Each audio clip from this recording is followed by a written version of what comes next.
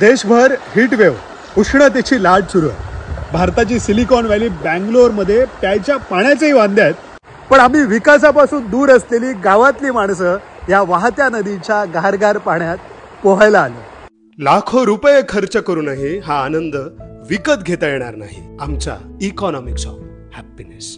AC आम्हाला परवडत नसला तरी नॅचरल कुलिंग नैसर्गिक थंडावा देणाऱ्या मातीच्या घरात आम्ही राहत। आम्हाला तुमचे फॅन सुद्धा नको। भर दुपारी माडांच्या सावलीत बसून समुद्राकडून येणारे गार गार खारे वारे अंगावर घेताना काजूच्या ताज्या हुराकाचे 2 घोट पोटात गेले की वाऱ्याबरोबर मन कसं अलगद उडायला लागलं। कोकम, आंबे, फणस, जांभूळ, करवंद, वटा, चाफरा, तोरणा, रसाळ रानफळांचा आणि सरबतांचा आस्वाद घेत पंच ज्ञानेंद्रियांना सुखावत तृप्तीचे ढेकर देत उन्हाळा सहन नाही एन्जॉय करतो आहोत। हे आहे आमच्या गावातलं इकॉनॉमिक्स ऑफ हॅपीनेस, आनंदाचं अर्थकारण, जे पैशाने विकत घेता येणार नाही तर त्यासाठी जल, जंगल आणि जमीन राखायला